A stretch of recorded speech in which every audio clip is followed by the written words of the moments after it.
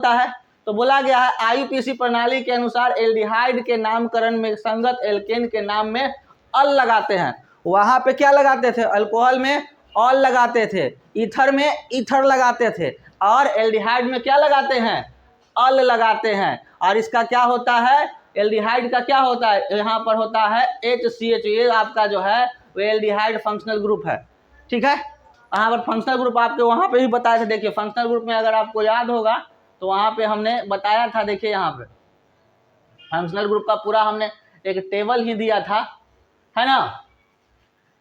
Alkyl halide, amine का, Easter का, carboxylic अम्ल का, कीटोन का, एल्डिहाइड का। तो ये आपका क्या है?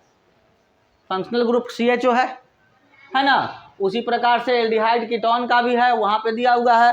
उसी प्रकार से अगर चले जाइएगा तो क्या कहते हैं? ईथर समूह का, ईथर का भी, अल्कोहल का भी है। सबका हमने पहले से ही फंक्शनल ग्रुप। देखिए ईथर का क्या है? O है, दोनों तरफ चेन है, बॉन्डिंग है, वहाँ पर क्या कहते हैं? अल्केन ग्रुप लगा सकते हैं, सॉरी हाइड्रोकार्बन लगा सकते हैं। तो हमने पहले ही आपको टेबल के रूप में बता दिया है, वहाँ से आप याद कर लीजिएगा कि किस कभी कभी क्या होता है, डायरेक्ट आपका फंक्शनल ग्रुप ऑब्जेक्टिव में पूछता है, तो उसको आप वहाँ से देख लीजिएगा। अब हम लोग आगे की ओर आते हैं। एल्डिहाइड को तो हमने समझ लिया, बोला गया है कि एल्डिहाइड का क्या हुआ, यहाँ पे भी क्या हुआ, जनरल फार्मूला अल्केन का क्या होता है? CnH2n+2। लेकिन यहाँ पर हाइड्रोजन को हटा के कौन सा ग्रुप लग गया? CHO ग्रुप लग गया। CHO मतलब एल्डिहाइड। ठीक है, तो अगर आपका देखो यहाँ पर क्या है, अगर हमारा क्या, जैसे देखो यहाँ पर क्या है? A है, तो क्या लग गया? एक कार्बन है, एक कार्बन है, तो एक कार्बन को क्या बोलते हैं? अगर सिंगल बॉन्ड है तो मीथेन। अब मीथेन के आगे क्या लग गया? अल, तो मीथेनल। ठीक है, अगर दो कार्बन रहेगा, यहाँ पर देखो दो कार्बन है और वहाँ पर क्या CHO ग्रुप लगा हुआ है, तो क्या हो गया? दो कार्बन मतलब ईथ, यानी इथेन, इथेनल। तीन कार्बन रहेगा तो क्या हो जाएगा? प्रोपेनल। चार कार्बन रहेगा तो ब्यूटेनल। पांच कार्बन रहेगा तो पेंटेनल। 6 कार्बन रहेगा तो हेक्सेनल। 7 कार्बन रहेगा तो हेप्टेनल। 8 कार्बन रहेगा तो ऑक्टेनल। 9 कार्बन रहेगा तो नॉनेनल। 10 कार्बन रहेगा तो डेकेनल। इस तरह से हो जाएगा। तो आप लोग को इस तरह से याद करके रखना है, और उसका क्या कहते हैं, सामान्य सूत्र भी याद रखना है एल्डिहाइड का, CnH2n CHO। ठीक है, कोई दिक्कत नहीं ना? जहां दिक्कत हो बोलिएगा। उसी प्रकार से कार्बोक्सिलिक ग्रुप के आते हैं, तो इसका भी क्या होता है? फंक्शनल ग्रुप क्या होता है? COOH।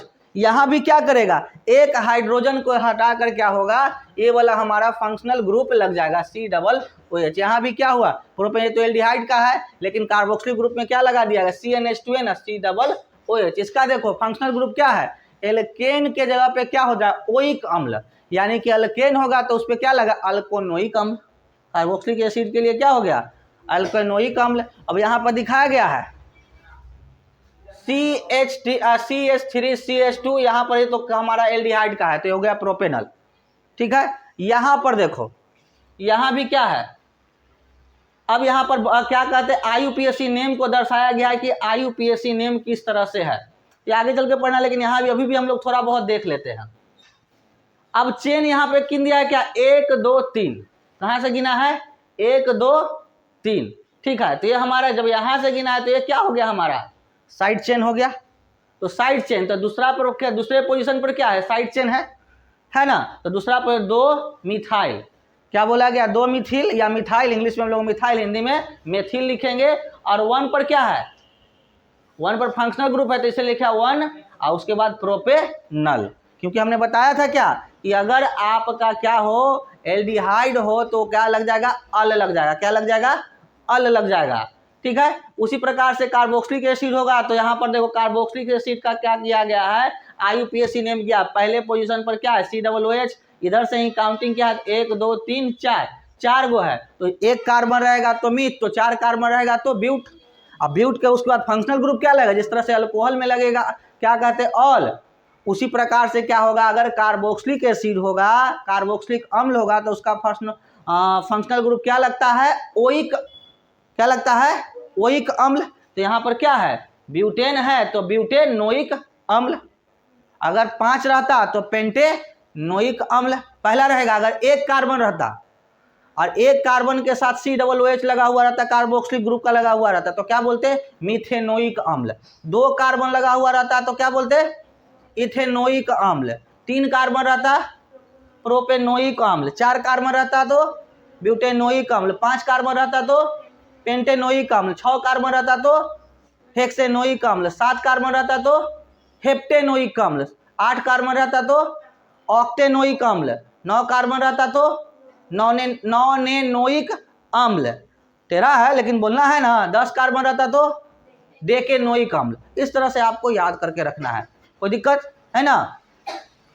अब हम लोग आते हैं आगे की ओर, कीटोन की ओर चलते हैं। कीटोन क्या होता है? तो यहाँ पर बोला गया है क्या, ये सारे फंक्शनल ग्रुप हम पहले से पढ़ा चुके हैं वहां पर लिस्ट में, अब उसका डिटेल हम लोग कर रहे हैं ना। कि IUPAC प्रणाली के अनुसार नामकरण में संकर एल्केन के नाम में क्या लगा देते हैं? अल्केन के नाम में क्या लगाते हैं? ओन लगा देते हैं। क्या लगा देते हैं? ओन जोड़ देते हैं। यानी कि अल्केन होगा तो क्या हो जाएगा? एल्केनोन। क्या लग जाएगा? एल्केनोन। ओन जब लग जाता है तो उसको प्रोनाउंसिएट कैसे करेंगे? एल्केनोन। यानी कि अगर पहला कार्बन होगा, अगर एक कार्बन होगा और उसके अंदर कीटोन का फंक्शनल ग्रुप लगा रहेगा, कौन सा फंक्शनल ग्रुप? ये है उसका फंक्शनल ग्रुप लगा हुआ रहेगा, तो एक कार्बन होगा उसके साथ क्या बोलेंगे? क्या बोलेंगे? मीथेनोन। 2 कार्बन होगा तो इथेनोन। 3 कार्बन होगा तो प्रोपेनोन। 4 कार्बन होगा तो ब्यूटेनोन। इस तरह से आप इस तरह से याद रखिएगा।